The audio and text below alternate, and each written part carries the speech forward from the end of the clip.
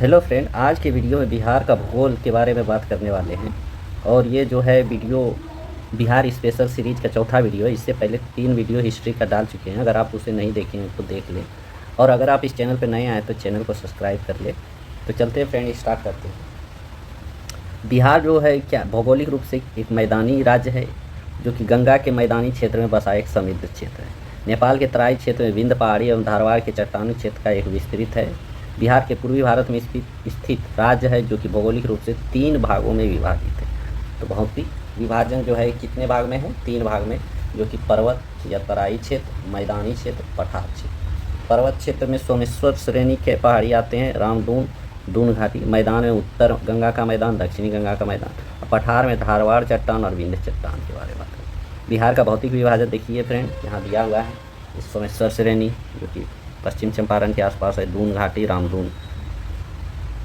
उसी तरह ये देखिए दक्षिण पठारी क्षेत्र है, ये अंग क्षेत्र, मगध क्षेत्र, गंगा कोसी दोआब जो है, ये नदी है, गंगा बीच से क्रॉस हो रही है। ये घाघरा नदी, गंडक नदी, कोसी नदी, महानंदा नदी, ये सोन नदी है फ्रेंड। पर्वत तराई क्षेत्र के बारे में बात है। पर्वतीय तराई क्षेत्र जो कि बिहार के उत्तर पश्चिम भाग में हिमालय पर्वत के शिवालिक श्रेणी का भाग का अवस्थित है। इसका कुल क्षेत्रफल का लगभग 932 वर्ग किलोमीटर जो है पर्वत तराई क्षेत्र है।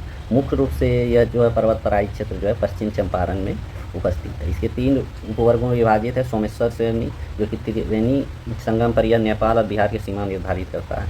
जिस सोमेश्वर श्रेणी की ऊंचाई है 874 मीटर, जो कि सबसे ऊंची चोटी है। तो बिहार की सबसे ऊंची चोटी कौन है? सोमेश्वर श्रेणी है, जो कि कितना ऊंचाई है? 874 मीटर। याद रखिएगा फ्रेंड, ये डायरेक्ट क्वेश्चन भी पूछ लिया जाता है। रामदून श्रेणी, इसका विस्तार जो है हरहरा नदी घाटी में है। इस क्षेत्र का अधिकतम ऊंचाई 240। उसी तरह दून घाटी जो है सोमेश्वर श्रेणी एवं रामदून के बीच है। इस घाटी को हा नदी की घाटी भी कहा जाता है। मैदान के बारे में बात करेंगे। बिहार का 96% भाग मैदान में, जो कि 2 भाग में बांटा गया है, उत्तर गंगा का मैदान और दक्षिण गंगा का मैदान। उत्तर का गंगा का मैदान में 3 दोआब हैं। दोआब में जिसमें घाघरा गंडक दोआब है, गंडक कोसी दोआब है, कोसी महानंदा दोआब। जैसे चित्र मैप में देख सकते हैं फ्रेंड, जो उत्तर भारत का मैदान है, इसमें घाघरा गंडक के बीच घाघरा गंडक दोआब है, गंडक कोसी के बीच गंडक कोसी दोआब है, और कोसी महानंदा के बीच कोसी महानंदा दोआब। 3 दोआब है। और उसी तरह नीचे दक्षिण गंगा के मैदान में भी 3 दोआब है, जो कि गंगा सोन दोआब, मगध का मैदान और अंग का मैदान, ये तीनों ऊपर में देख सकते हैं। पठार के बारे में बात करें तो बिहार के दक्षिणी सीमा पर पठार एवं पहाड़ी क्षेत्र है, जो कि झारखंड से सीमा साझा करते हैं। दक्षिण में स्थित पठारी क्षेत्र में 2 क्रम की चट्टानें हैं, जो कि धारवाड़ चट्टान है और विंध्य चट्टान। धारवाड़ चट्टान मुंगेर, जमुई, नवादा, गया। जैसे ये बिहार का मैप है फ्रेंड, तो इस क्षेत्र में आपका जो है ये धारवाड़ श्रेणी के चट्टान पाया जाता है। और इस क्षेत्र जो कि रोहतास कैमूर का क्षेत्र है, यहाँ पे विंध्य श्रेणी के चट्टान पाया जाता है, जो कि कैमूर रोहतास में पाया जाता है। तो इसे आप ध्यान रखिएगा। अन्य महत्वपूर्ण तथ्य, बिहार के उत्तरी गंगा के मैदान में प्राकृतिक रूप से जलमग्न निम्न भूमि क्षेत्र को चौर या मन कहा जाता है। जो उत्तर गंगा का मैदान है, वो जो निम्न भूमि, जो मतलब गहराई वाला भूमि जो जल से ढका रहता है, उसको हम चौर कहते हैं। अधिकतर ये सहरसा क्षेत्र में पाया जाता है। गंगा के मैदानी बाढ़ क्षेत्र में बनने वाले विशेष आकृति क्षेत्र को दियरा प्रदेश कहा जाता है। उत्तरी गंगा मैदान में कई मन चोर है, जिसे गोखुर झीलों के रूप में पाए जाते हैं। दक्षिण गंगा मैदान के तटबंधों से लगे दक्षिण की ओर गहराई वाले क्षेत्र को टाल करते हैं। जो दक्षिण गंगा मैदान है फ्रेंड, उसमें जो है दक्षिण को गहराई वाला क्षेत्र जो आता है तटबंध से जो घिरा रहता है, उसको टाल करते हैं। और उत्तर गंगा का मैदान बाढ़ की विभीषिका के लिए प्रसिद्ध है। अब बात करते हैं जो प्रकार हैं चट्टान के, उसके बारे में। जैसे धारवाड़ जो है प्री कैम्ब्रियन काल का चट्टान है, जो कि मुंगेर, जमुई, नवादा, गया, राजगीर आदि क्षेत्र में पाया जाता है। सबसे प्राचीन पहाड़ी क्षेत्र है ये। उसके बाद विंध्य जो कि प्री कैम्ब्रियन में कैमूर रोहतास में दूसरा प्राचीन पहाड़ी क्षेत्र है।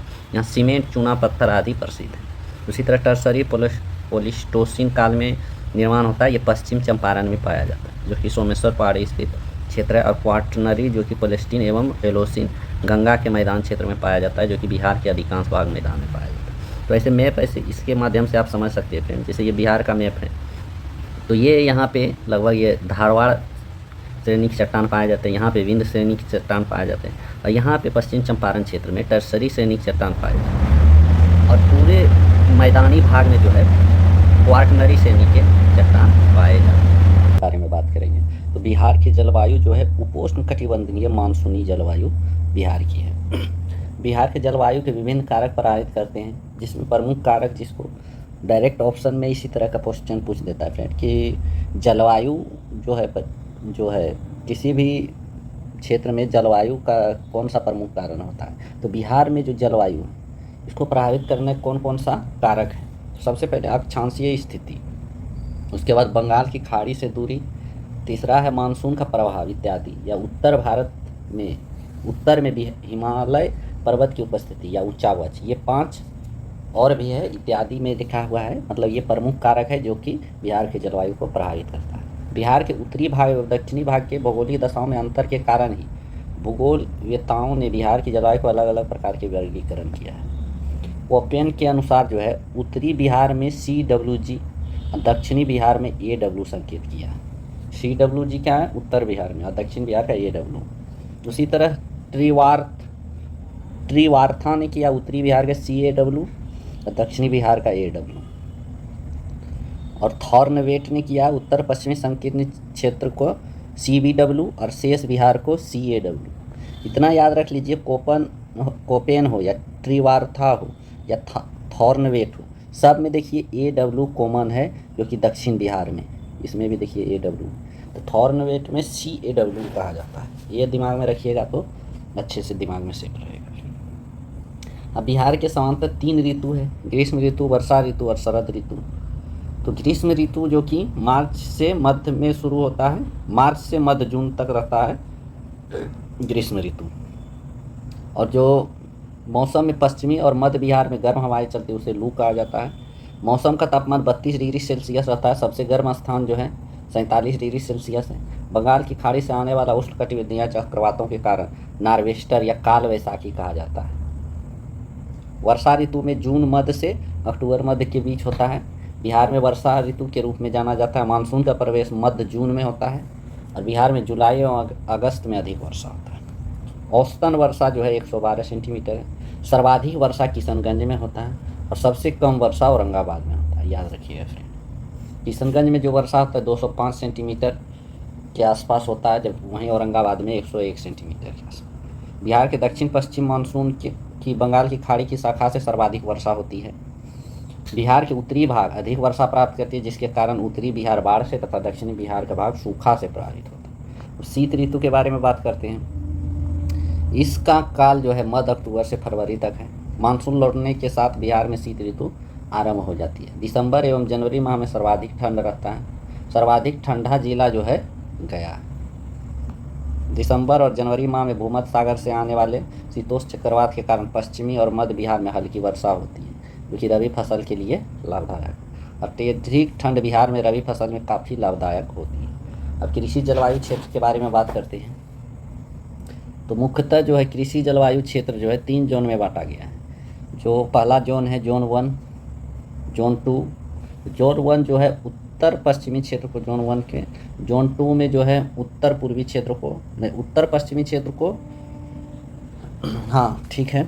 उसी तरह दक्षिणी भाग को जोन 3 में बांटा गया है, जिसमें जोन 3A और जोन 3B के रूप में गया है। जोन 1 में जो है 13 जिले हैं, जो कि पश्चिम चंपारण, पूर्वी चंपारण, शिवहर, सीतामढ़ी, मधुबनी, गोपालगंज। ये ना नहीं याद रखना है, इतना याद रखिए जो है कि उत्तर पश्चिमी क्षेत्र जो है इस भाग में जोन 1 है और इस भाग में उत्तर पूर्वी क्षेत्र में जोन 2 है और नीचे वाला भाग में जोन 3 है। तो जोन 1 में 13 जिले हैं और जोन 2 में जो है 8 जिले हैं और जोन 3 में जो है 17 जिले हैं, जिसमें A में 6 जिले और B में 11 जिले हैं। ये याद रखिएगा। विभिन्न कृषि जलवायु क्षेत्र की विशेषताओं को निम्नलिखित सारणी में हम देख सकते हैं। जोन 1 में जो है 104 से 145 सेंटीमीटर तक वर्षा होता है और जोन 1 में जो है खादर मिट्टी पाया जाता है अधिकतर। यहाँ का मुख्य फसलें गन्ना, धान, गेहूँ, अरहर, मक्का। जोन 2 में ज़्यादा अत्यधिक वर्षा होता है। यहाँ पे 120 से 140 सेंटीमीटर तक वर्षा होता है। यहाँ का फसल जूट, धान, चाय, मक्का आदि है। जोन 3 में 95 से 115 सेंटीमीटर तक वर्षा होती है। यहाँ का मिट्टी जो है बांगर मिट्टी की प्रधानता है। मुख्य फसल गेहूँ, दाल, अरहर, चना आदि है। अब बिहार का अफवाह तंत्र के बारे में बात करते हैं। बिहार की नदियों को 2 वर्गों में बांटा गया है, एक हिमालयी नदी, एक पठारी नदी। हिमालयी नदी जो है सदा नीरा, मतलब हमेशा जल प्रवाह करने वाला होता है, वहीं पठारी नदियाँ जो है वर्षा पर आधारित होता है। ये हिमालय नदी जो है उत्तर से दक्षिण की ओर प्रवाहित होता है और पठारी दक्षिण से उत्तर। नदियाँ पूर्ववर्ती होती है, ये नदियाँ अनुवर्ती होती है। हिमालय नदी बड़े बड़े डेल्टा निर्माण करते हैं, ये छोटे डेल्टा निर्माण करते हैं। ये नदियाँ बाल्य अवस्था में है हिमालय नदी, और पठारी नदी पूर्ण अवस्था में। स्टेटमेंट करके एक क्वेश्चन पूछ सकता है। मार्ग परिवर्तन एवं गोखुर झील बनाने वाली नदियाँ हैं कौन सा? हिमालय नदी है। वहीं सीधी गमन करने वाली नदियाँ हैं पठारी नदियाँ। अत्यधिक जल संग्रहण के कारण बाढ़ का कारण बनता है, बाढ़ की यहाँ पे कम संभावना होता है। उदाहरण के लिए हिमालयी नदी गंगा, गंडक, कोसी, महानंदा, बागमती आदि। और पठारी नदियाँ जो है सोन, पुनपुन, फल्गु, अजय, जो कि जैसे ये गंगा है फ्रेंड, ये बिहार का मैप है, तो जो दक्षिणी नदियाँ जाके गंगा मिलती है वो अधिकतर पठारी नदी है, जो और उत्तर बिहार से जो नदियाँ आके मिलती है तो वो हिमालय नदी आता है, क्योंकि वो हिमालय के तराइयों से निकलता है। बिहार की नदियाँ देख लेते हैं। तो इस साइड का देखिए, ये वाला जितना है नदी, ये पठारी नदी है, और ये हिमालय नदी है। सबसे पहला जो है, देखिए अगर पूछेगा कि पश्चिम की ओर से सबसे पहला जो है नदी कौन है पश्चिम और उत्तर बिहार में, तो ये घाघरा हो। उसके बाद गंडक आता है, उसके बाद बूढ़ी गंडक, फिर बागमती, फिर कमला, कोसी, मेची का सहायक, महानंदा सहायक नदी मेची। ये तो महानंदा जो है सबसे पूर्वी नदी में सबसे नदी है महानंदा। उसी तरह गंगा के दक्षिण ओर से सबसे पश्चिमी नदी कौन सा है? तो कर्मनाशा। उसके बाद सोन है, ये पुनपुन है। उसके बाद फल्गु है, फल्गु निरंजना और मोहना दोनों मिल के फल्गु बनता है। उसके बाद क्यूल है। ये रेंज याद रखिएगा फ्रेंड, इससे बहुत सारा हेल्प होगा क्वेश्चन सॉल्व करने में। जैसे गंगा जो है गंगोत्री से निकलती है और बंगाल की खाड़ी में जी जाती है। इसकी लंबाई 445 किलोमीटर है, ये याद रखिएगा फ्रेंड, 445 किलोमीटर बिहार में इसका लंबाई है। ऐसे पूरा गंगा का अगर लंबाई पूछा जाए तो 25-25 किलोमीटर, 25-25 किलोमीटर है, ये याद रखिएगा। घाघरा जो है उद्गम तिब्बत से हुआ है और मिलता है गंगा में आके सारण में, ये 83 किलोमीटर है। गंडक नेपाल से निकलता है और गंगा में सोनपुर के पास मिलती है, 260 किलोमीटर इसकी लंबाई है। बूढ़ी गंडक सोमेश्वर पठारी से पहाड़ी से निकलता है और खगड़िया गंगा, खगड़िया के आसपास बूढ़ी गंडक गंगा में मिल जाता है। ये 320 किलोमीटर इसकी लंबाई है बिहार में।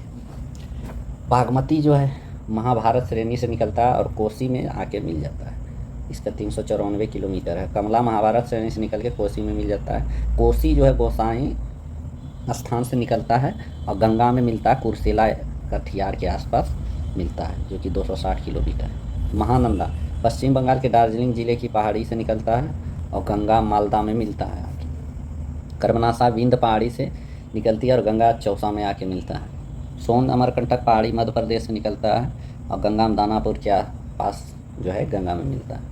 पुनपुन झारखंड के पलामू से निकलता है और गंगा में फतुहा के पास मिलता है। फल्गु निरंजना नदी जिसको बोलते हैं छोटा नागपुर पठार से निकलता है और पुनपुन नदी के साथ गंगा में मिल जाता है। अजय जमुई से निकलता है और गंगा में पश्चिम बंगाल में मिलता है। क्यूल हजारीबाग झारखंड से निकलता है और गंगा लखीसराय में आके मिल जाता है। उसी तरह सकरी नदी छोटा नागपुर के पठार से मिलता है और क्यूल नदी के साथ गंगा में मिल जाता है। गंगा नदी की बात करें तो गंगोत्री ग्लेशियर से निकलता है। इसका कुल लंबाई 25-25 मतलब 2525 किलोमीटर है। तो 25-25 ये याद रहेगा फ्रेंड, 25-25 किलोमीटर जो है गंगा नदी की लंबाई। लेकिन बिहार में 445 है, ये याद रखिए। देवप्रयाग जो है किसको, अलकनंदा और भगीरथी दोनों नदियों का मिलन होता है तो वह देवप्रयाग कहलाता है। गंगा नदी बिहार का सबसे प्रमुख नदी एवं प्रवाह तंत्र का आधार है, क्योंकि ये बीचों बीच बिहार के बीचों बीच से निकला हुआ है गंगा नदी। गंगा नदी बिहार के बक्सर जिले में चौसा के समीप प्रवेश करता है। इंपॉर्टेंट है, कहाँ प्रवेश करती है गंगा? बक्सर जिले में। बक्सर में भी कहाँ? चौसा के समीप प्रवेश करता है। और जो गंगा जो है बिहार के 12 जिले से होकर गुजरती है। सर्वाधिक लंबाई पटना में है गंगा की, बिहार के सभी जिलों में सबसे ज़्यादा लंबाई बहने का पटना में। सबसे कम पूछेगा तो फ्रेंड तो समस्तीपुर है, सबसे कम जो है समस्तीपुर होके बहा है गंगा नदी। गंगा की सहायक नदी जो है घाघरा, गंडक, बूढ़ी गंडक, कोसी, सोन, पुनपुन आदि अन्य नदियां हैं, जबकि महानंदा अजय बिहार से बाहर गंगा में मिलती है। बांग्लादेश में इसे पद्मा नदी भी कहा जाता है, याद रखिएगा। पद्मा नदी किसको कहा जाता है? गंगा। घाघरा की बात करें तो मानसरोवर से निकलती है यह और सिवान में प्रवेश करती है। इसका अन्य नाम सरयू भी है, मैदानी भाग में गोगरा भी नाम है और करनाली भी नाम है। सहायक नदी घाघरा का कौन है? राप्ती, छोटी गंडक, शारदा, भेरी, सेती। सहायक नदी ध्यान में रखिएगा फ्रेंड, पूछ देता है कभी कभी। गंडक नदी जो है नारायणी मैदानी भाग में और सप्तगंडकी और शालिग्रामी नाम से भी जाना जाता है। ये बहुत ही इम्पोर्टेंट है। कि किसका अन्य नाम गंडक का अन्य नाम क्या क्या है? नारायणी है, सप्तगंडकी है और शालिग्रामी है। गंडक की मुख्य शाखा धौलागिरी अन्नपूर्णा से नदी पार करते समय गौर्ज बनाती है। बिहार में भैंसा लोटन पश्चिम चंपारण में प्रवेश करती है। बहुत इंपॉर्टेंट है। गंडक कहाँ प्रवेश करती है? भैंसा लोटन के पास। यहाँ मैप में देख लीजिए, गंडक ये है, यहाँ पे ये भैंसा लोटन है, यहाँ पे ये प्रवेश करती है गंडक नदी पश्चिम चंपारण में, भैंसा लोटन के पास प्रवेश करती है। ये हमेशा याद रखिएगा फ्रेंड। और उत्तर प्रदेश और बिहार के बीच 45 किलोमीटर का सीमा बनाता है, ये बहुत इंपॉर्टेंट है। वहीं इसकी सहायक नदी भी ध्यान में रखिएगा, काली गंडक, त्रिशूली और बूढ़ी गंडक, ये सब किसका सहायक नदी है?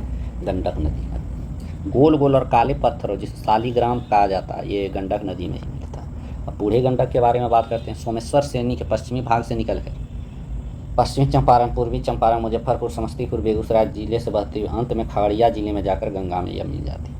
अन्य नाम इसका है सिकरहना, बहुत इंपॉर्टेंट है। अन्य नाम भी याद रखिएगा फ्रेंड, कभी कभी पूछ देता है। तो सिकरहना किस नदी का नाम है? तो ये बूढ़ी गंडक का नाम। इसकी सहायक नदी भी इंपॉर्टेंट है, मसान, बालोद, तिऊर और घनौती, ये 4 इसके सहायक नदी। बागमती जो कि सीतामढ़ी जिले में प्रवेश करती है और निकलते हैं यह महाभारत श्रेणी से। कमला नदी से मिलकर कोसी नदी में यह मिल जाता है। कौन सा? बागमती और कमला दोनों जो है कोसी में मिलता है। इसकी सहायक नदी कौन सा है? लाल बकिया, लखनदेही, मनोहरा, अधवारा और विष्णुमती, ये ध्यान में रखिएगा सहायक नदी। बिहार के जितने भी सहायक नदी है उसके सहायक नदी याद रखना बहुत इंपॉर्टेंट है। और ये कब याद होगा? जब इसको बार बार आप पढ़िएगा तभी याद हो सकता है, एक बार में कभी आपको याद नहीं। नेपाल में इस नदी के तट पर काठमांडू एवं पशुपतिनाथ मंदिर है। डायरेक्ट क्वेश्चन पूछ देता है कि पशुपतिनाथ मंदिर किस नदी के तट पर है? तो सिंपल है, बागमती नदी के तट पर है पशुपतिनाथ मंदिर, जो कि काठमांडू जो शहर है नेपाल की राजधानी जो है वो भी बागमती नदी के तट पर ही बसा हुआ है। कोसी नदी जो कि निकलता है सप्तकोशी की, नेपाल में सप्तकोशी की, नेपाल में इसको सप्तकोशी कहा जाता है क्योंकि यह 7 धारा से मिलकर बनता है। और कोसी नदी बिहार में सुपौल जिला में प्रवेश करती है। मैप में देख सकते हैं फ्रेंड, यहाँ ऊपर में कोसी के सुपौल जिला में प्रवेश करते हैं। कौन सा?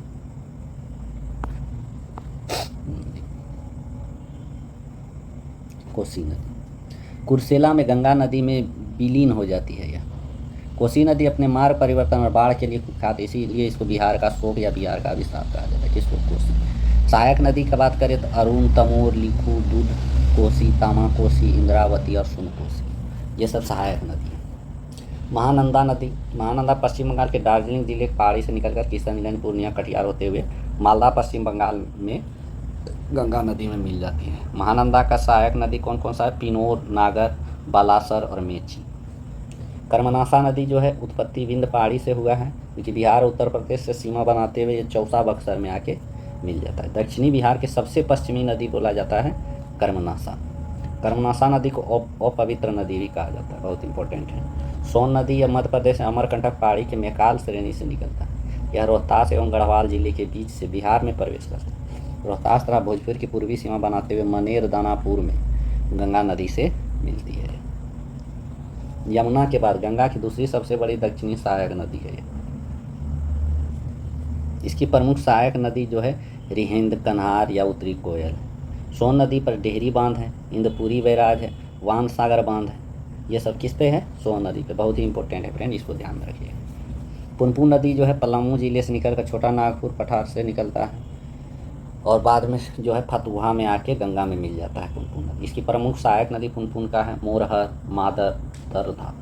दक्षिण बिहार की दूसरी प्रमुख नदी कौन सा है? पुनपुन। फाल्गु नदी की बात करते हैं, जो कि हजारीबाग के पठार से निकलता है और लीलाजन तथा मोहना नदी के मिलने से बनता है फाल्गु।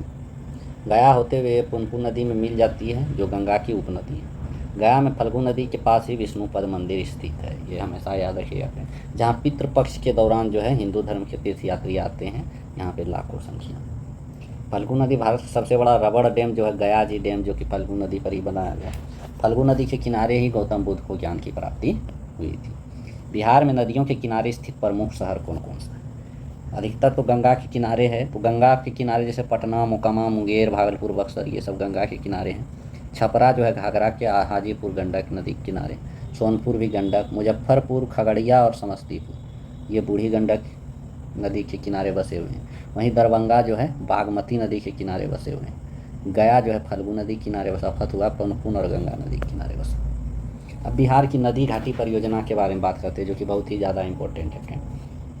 तो जल प्रबंधन के उद्देश्य से बिहार में 3 बहुउद्देशीय परियोजनाओं का निर्माण किया गया। इस बाढ़ नियंत्रण, सिंचाई प्रबंधन, जल संरक्षण, पर्यटन, परिवहन, ऊर्जा उत्पादन आदि को लक्षित किया गया। तो 3 बहुउद्देशीय परियोजना था, जो कि सोन नदी पर, ये पहला, दूसरा गंडक नदी पर, तीसरा कोसी नदी। सोन नदी पर जो है सबसे पुराना परियोजना बिहार का बोलेगा तो वो भी सोन नदी पर, जो कि 1874 ईस्वी में डेहरी रोहतास में किया गया है, जो कि बिहार का सबसे पुराना और प्रथम नदी घाटी परियोजना है। डेहरी में बारून के पास सोन नदी पर बांध बना के 2 नहरें दोनों किनारे से निकाली गई। जैसे पूर्वी सोन नहर, इस नहर में औरंगाबाद, गया, जहानाबाद, अरवल, पटना, इस सबको सिंचाई के लिए पानी दिया गया। और पश्चिमी सोन नहर से, इस नहर से रोहतास, कैमूर, बक्सर, भोजपुर आदि का जिले में सिंचाई किया गया।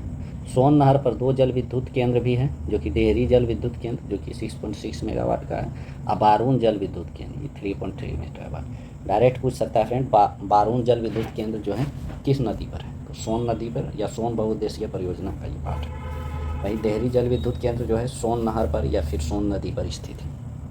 अब बात करते हैं गंडक बहुउद्देशीय परियोजना। ये भारत नेपाल का संयुक्त परियोजना है। इसका लाभ जो है बिहार, उत्तर प्रदेश, नेपाल तीनों को होता है। यह परियोजना 1959 ईस्वी में नेपाल के साथ समझौता करके हुआ था और 1960 में इसका प्रारंभ हो गया। भारत नेपाल सीमा पर भैंसा लोटन के पास गंडक नदी पर बांध का निर्माण कर जलाशय का निर्माण किया गया। बैराज बांध या वाल्मीकि नगर के पास त्रिवेणी संगम के पास निर्मित है।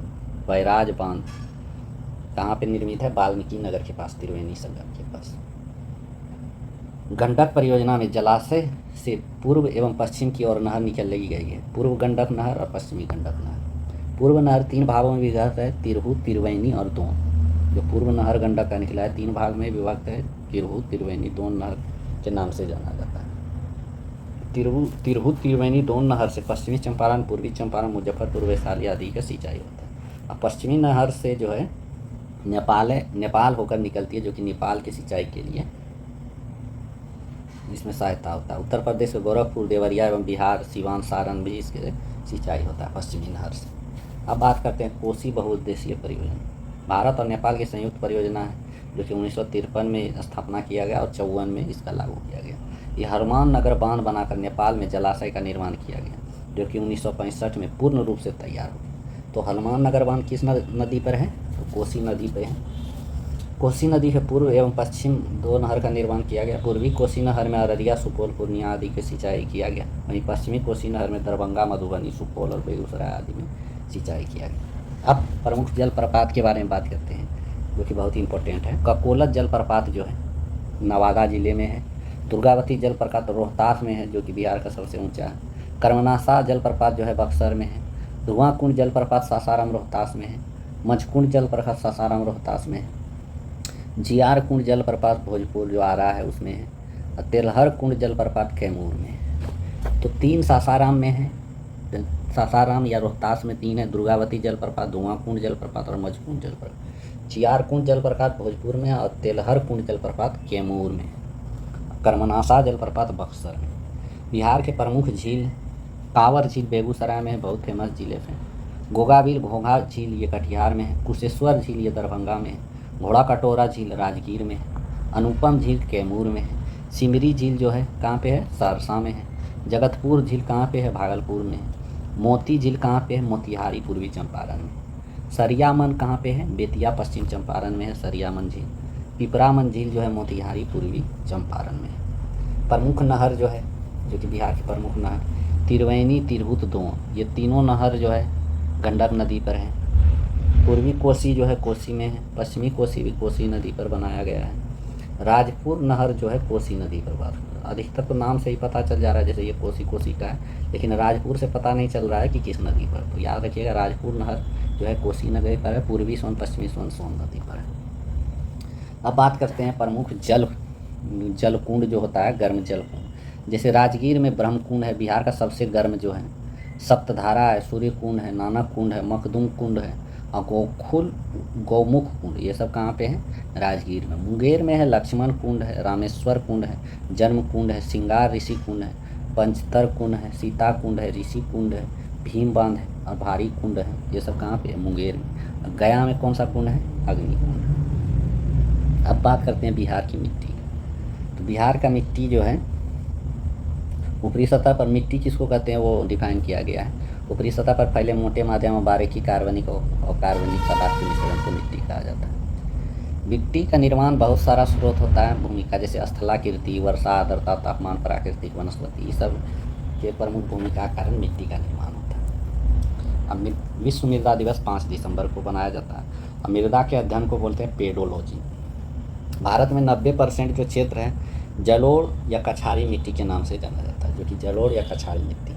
उत्तर बिहार की मिट्टी जो है पर्वतपादीय मिट्टी, तराई मिट्टी, पुरानी जलोढ़ मिट्टी को बांगर कहते हैं, नवीन जलोढ़ मिट्टी को खादर कहते हैं। दक्षिण बिहार की मिट्टी टाल मिट्टी, कगारी मिट्टी, पुरानी जलोढ़ मिट्टी को करेल या केवाल मिट्टी कहते हैं, और लाल मिट्टी को बलथर मिट्टी कहते हैं। तो उत्तर बिहार की मिट्टी में जो है, जो कि उत्तर बिहार की मिट्टी का निर्माण जो है हिमालय से निकलने वाली गंगा, गंडक, ये सब नदी के सहायक से होता है, जो कि 4 उपवर्गों में उत्तर बिहार की मिट्टी को बांटा गया है। पर्वतपाद मिट्टी जो कि उत्तर पश्चिमी भाग सोमेश्वर श्रेणी से आसपास पाई जाती है, जो कि अधिक उपजाऊ होते हैं ये मिट्टी, जिसमें धान और गन्ने की खेती इस पे होता है। तराई मिट्टी में जो है उत्तरी सीमा पर पश्चिम में चंपारण से लेकर पूर्व में किशनगंज से 5 से 7 किलोमीटर चौड़ी पट्टी है। तराई मिट्टी जैसे ये देखिए, ये बिहार का मैप है, हिमालय के तराई में जो यहाँ पे 5 से 7 किलोमीटर का पश्चिम चंपारण से किशनगंज तक जो तराई का मिट्टी पाया जाता है उसी तराई मिट्टी होता है। यह एक तरह के दलदल भूमि का विकास होता है इसमें। यहाँ पे धान, पटसन, गन्ने का उत्पादन होता है। पुरानी जलोढ़ मिट्टी, बांगर मिट्टी, यह जहाँ बाढ़ का पानी प्रतिवर्ष नहीं पहुँच पाता है तो वहाँ पे जो है पुरानी जलोढ़ मिट्टी का निर्माण होता है। जैसे घाघरा गंडक दोआब में, बूढ़ी गंडक के पश्चिमी भाग में, ये सब में जब पुरानी जलोढ़ मिट्टी या फिर बांगर मिट्टी भी जिसको बोलते हैं वो पाया जाता है। नवीन जलोढ़ मिट्टी, खादर मिट्टी, क्योंकि नदियों द्वारा प्रतिवर्ष लाए गए अवसादों से खादर मिट्टी का निर्माण होता है। इस मिट्टी का विस्तार गंगा, गंडक, बूढ़ी गंडक, कोसी, महानंदा के निचली घाटी में होता है। मिट्टी का रंग गहरा भूरा होता है तथा इसमें बालू और चीका की प्रधानता पाई जाती है और नाइट्रोजन की कमी पाई जाती है। दक्षिण बिहार की मिट्टी की बात करें तो दक्षिण बिहार का मिट्टी का विस्तार गंगा नदी, छोटा नागपुर पठार के मध्य में हुआ। ये भी 4 भागों में दक्षिण बिहार के मिट्टी को बांटा गया है। जैसे टाल मिट्टी, गंगा के दक्षिणी तट पर बक्सर से भागलपुर तक 8 से 10 किलोमीटर चौड़ी पट्टी में टाल मिट्टी का निर्माण होता है। जैसे ये है फ्रेंड, ये आपका गंगा है, तो यहाँ पे गंगा के दक्षिणी भाग में चौड़ा पट्टी जो कि 8 से 10 किलोमीटर तक है, इसी को टाल मिट्टी कहते हैं। यहाँ पे दलहन उत्पादन के लिए प्रसिद्ध है, यह दलहन उत्पादन के लिए प्रसिद्ध मिट्टी है रबी फसलों की। और कगारी मिट्टी जो है सोन, फल्गु, पुनपुन नदी के किनारे जो मिट्टी होता है, मिट्टी का विस्तार है वो कगारी मिट्टी है। यह मिट्टी बहुत उर्वरा शक्ति इसमें रहता है, इसमें मक्का, सरसों, मिर्च आदि का उत्पादन होता है। पुरानी जलोढ़ मिट्टी जिसे करेल, केवाल मिट्टी बोलते हैं, जो कि बक्सर, उत्तरी गया, पटना, नालंदा, मुंगेर से लेकर भागलपुर तक, यह मिट्टी जो है उर्वरा शक्ति इसमें अधिक होता है और जल सोखने की क्षमता भी इसमें अधिक होता है। अब बात करते हैं लाल पीली बलथर मिट्टी। पश्चिम में कैमूर क्षेत्रों के निकट से पूर्व में राजमहल की भूमि तक 8 से 15 किलोमीटर चौड़ी मिट्टी के विस्तार को बलथर मिट्टी कहते हैं। एक तरह मान लीजिए ये बिहार का मैप है ये, तो यहाँ से कैमूर के श्रेणी से राजमहल तक की पहाड़ियों तक 8 से 10 किलोमीटर का जो चौड़ा पट्टी है, तो ये आपका हो गया बलथर मिट्टी। तो ध्यान रखिएगा फ्रेंड, जो कि जमुई, मुंगेर, खड़गपुर पहाड़ी क्षेत्र, बांका, नवादा, औरंगाबाद पहाड़ी क्षेत्र में पाया जाता है। अन्य महत्वपूर्ण बिंदु जैसे लाल बलुई मिट्टी कैमूर और रोहतास के पठारी क्षेत्रों में पाया जाता है। मिट्टी में बालू, लेटराइट मिट्टी के अंश भी पाए जाते हैं। मुख्य रूप से ज्वार, बाजरा, मक्का जैसे मोटे अनाज पाए जाते हैं। जैसे जो कि मानसूनी पर्णपाती वन पाए जाते हैं, जिसमें जो है अर्ध पर्णपाती वन और शुष्क पर्णपाती वन पाए जाते हैं। अर्ध पर्णपाती वन उन क्षेत्रों में पाए जाते हैं जहाँ पे औसतन वर्षा 120 सेंटीमीटर से अधिक होती है। बिहार में अर्ध पर्णपाती वन किशनगंज, पश्चिम चंपारण, वाल्मीकि नगर वन तथा नेपाल के सीमावर्ती क्षेत्र में पाया जाता है। मतलब बिहार के उत्तरी क्षेत्र में जो है अर्ध पर्णपाती वन पाया जाता है। शुष्क पर्णपाती वन जो है वर्ष में औसतन वर्षा जो है 120 सेंटीमीटर से कम होती है। अधिकांश भाग में बिहार के इसी प्रकार के वन पाए जाते हैं। इस प्रकार के वन मुख्यतः कैमूर की पहाड़ी, मुंगेर, जमुई, बांका आदि में पाए जाते हैं। शुष्क पर्णपाती वन में वृक्ष जो है शीशम, अमल, ताश, साल, खैरा, महुआ, पलाश, जामुन, बांस आदि वृक्ष पाए जाते हैं। बिहार के वन्य जीव अभयारण्य के बारे में बात करते हैं। बिहार में 1 राष्ट्रीय उद्यान है और 12 वन्य जीव अभयारण्य।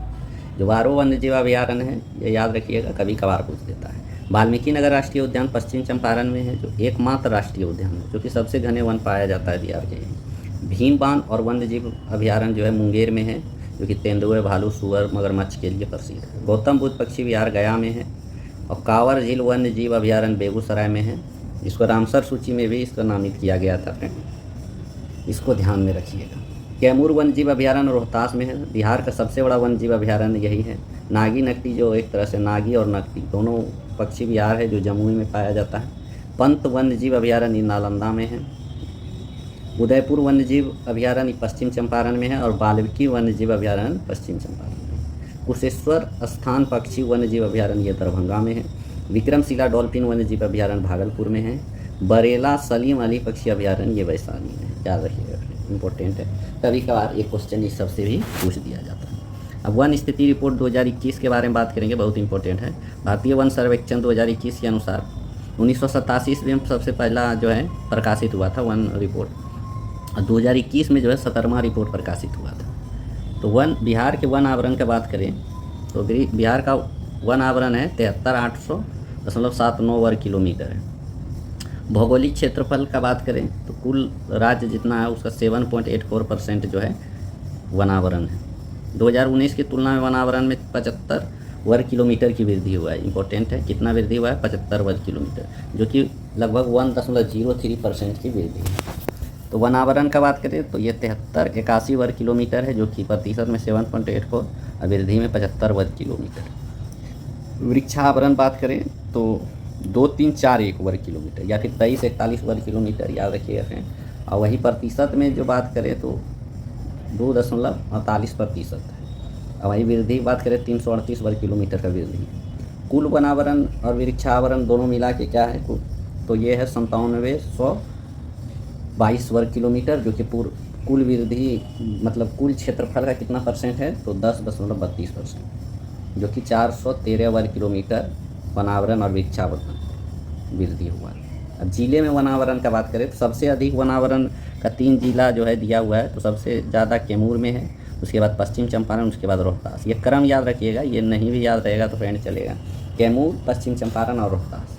और सबसे कम जो है शेखपुरा में है, फिर अरवल, फिर जहानाबाद। वनावरण प्रतिशत के अनुसार बताएंगे तो इसमें भी कैमूर आएगा, लेकिन दूसरा नंबर पे जमुई आ जाएगा और तीसरा नंबर पे नवादा। सबसे कम में इसमें भी फर्स्ट शेखपुरा ही आएगा, लेकिन दूसरा नंबर पे बक्सर आ जाएगा, ये सिवान आ जाएगा। ये तीनों है प्रतिशत के अनुसार सबसे कम। अब बात करेंगे सर्वाधिक वृद्धि या नुकसान वाले जिले। तो सर्वाधिक वृद्धि किस राज्य ने किया है, मतलब जिला ने किया है? तो सबसे ज़्यादा वृद्धि बांका किया है, फिर जमुई किया है, फिर गया किया है। वनावरण का नुकसान के बारे में बात करें तो कैमूर सबसे ज़्यादा नुकसान किया, उसके बाद सुपौल, उसके बाद रोहतास। अब बात करते हैं बिहार में वृक्षावरण। तो बिहार में वृक्षावरण जो है अभी तो बात की है, वृक्षावरण 2341 वर्ग किलोमीटर जो है फैला हुआ है, जो कि कुल भौगोलिक क्षेत्रफल का 2.48% है। और वृक्षावरण की वृद्धि 338 वर्ग किलोमीटर हुआ है। अति सघन वन जो है 70% से अधिक शिखर सघनता जो होता है उसको अति सघन वन बोलते हैं। उसके बाद मध्य सघन वन जो है 45.5% है, और खुला वन 51%। सबसे ज़्यादा खुला वन है, उसके बाद मध्य सघन वन, फिर अति सघन वन। बिहार में वनावरण में शीर्ष जिले कौन सा है?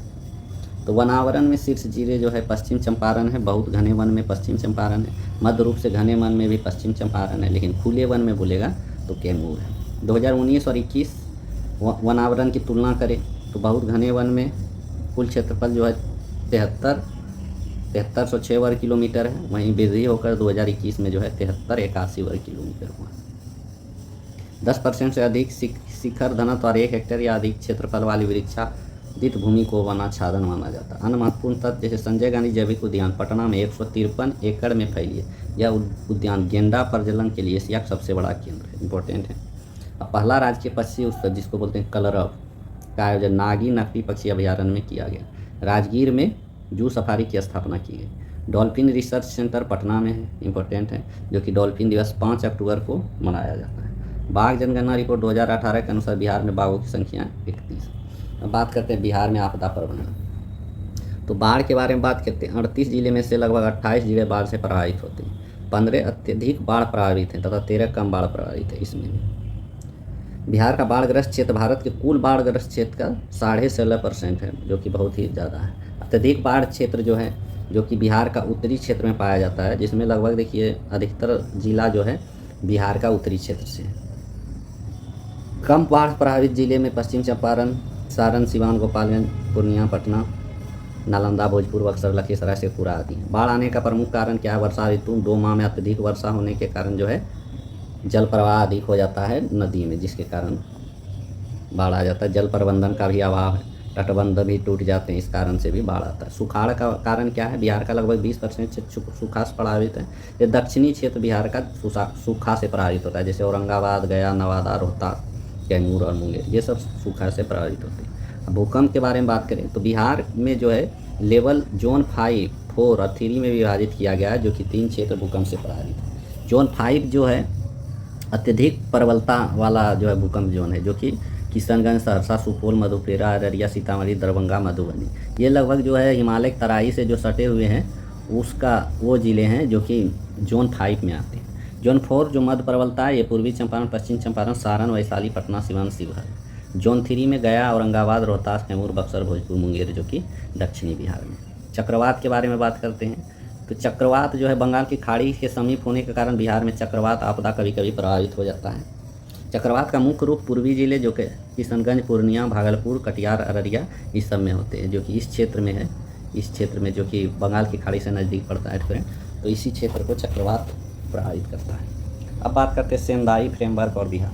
तो सेंदाई शहर 2015 में आपदा जोखिम को कम करने के लिए ही सेंदाई फ्रेमवर्क बनाया गया था। बिहार भारत का पहला राज्य है जिसने सेंदाई फ्रेमवर्क से संबंधित कार्य योजना को लागू किया। तो फ्रेंड ये पूरा कंप्लीट ज्योग्राफी जो है बिहार तत्व संग्रह का खत्म हो गया है फ्रेंड। कैसा लगा वीडियो अवश्य बताएं फ्रेंड। और ये मैराथन का चौथा वीडियो है। और अगर आप बीपीएससी के स्टूडेंट हैं तो इस चैनल को सब्सक्राइब कर लें फ्रेंड, क्योंकि लगातार जो है मैराथन क्लास इस पर डाला जाएगा। तो मिलते हैं फ्रेंड नेक्स्ट वीडियो में। जय हिंद।